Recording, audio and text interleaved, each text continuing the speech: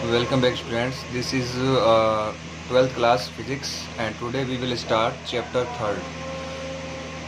चलो स्टूडेंट्स, तो इसका we are studying from SL Aroda and first of all we will study about first topic and the name of the first topic is current electricity. यानी आज का अपना जो first topic students है वो क्या है, करंट इलेक्ट्रिसिटी है, उसके बारे में अपने को क्या करनी है, स्टडी करनी है।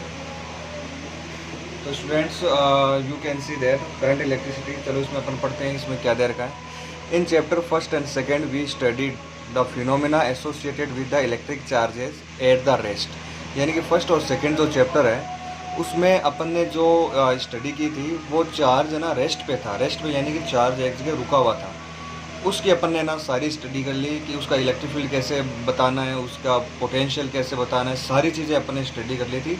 वो ना कब की स्टडी थी, जब चार्ज आपका ना रेस्ट पे था।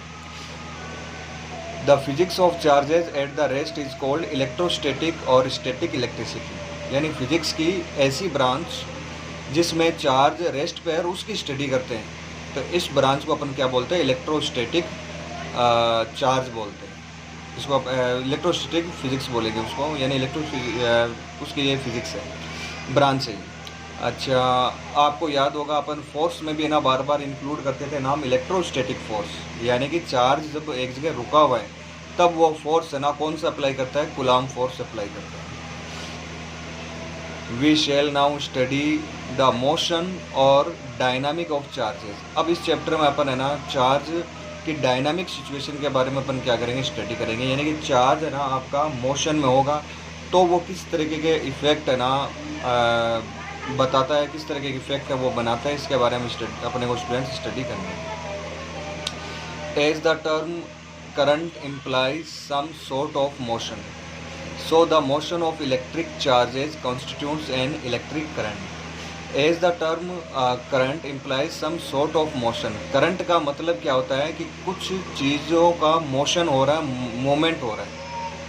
करंट का मतलब हिंदी में क्या कहते हैं, करंट को, करंट को बोलते हैं धारा। जैसे नदी है, नदी में पानी की जो धारा बहती है, प्रवाह है जो है, नदी की धारा है, तो उसको क्या बोलते हैं अपन, वाटर करंट बोलते हैं। यानी कुछ फ्लो हो रहा है, मोशन हो रहा है, ये उसी के टर्म है। सो the motion of the electric charge है ना, उसको अपन क्या बोलेंगे, इलेक्ट्रिक करंट। अगर वाटर बह रहा होता तो अपन बोलते हैं वाटर करंट। अगर है ना ए से बी पॉइंट पर अगर मान लो वाटर फ्लो हो रहा है तो अपन क्या बोलेंगे, वाटर करंट बोलेंगे।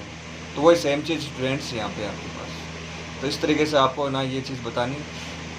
The study of electric charges in the motion is called current electricity. इस तरह की जो स्टडी करेंगे उसको अपन क्या बोलेंगे, करंट इलेक्ट्रिसिटी। चलो स्टूडेंट्स, अब बात कर लेते हैं अपन इलेक्ट्रिक करंट के बारे में। If two body charged to different potentials are connected together by means of conducting wire, charges begins to flow from one body to another body. Simple सी बात है, ये तो आप लोगों को पहले से पता होगा कि अगर है ना कोई टू बॉडीज़ है, डिफरेंट पोटेंशियल है उनका, तो अगर उनको अगर आप वायर से ऐड कर दोगे, कनेक्ट कर दोगे, तो चार्ज है ना फ्लो होना शुरू हो जाएगा एक बॉडी से दूसरी body. The charges continue to flow till the potentials of two bodies become equal.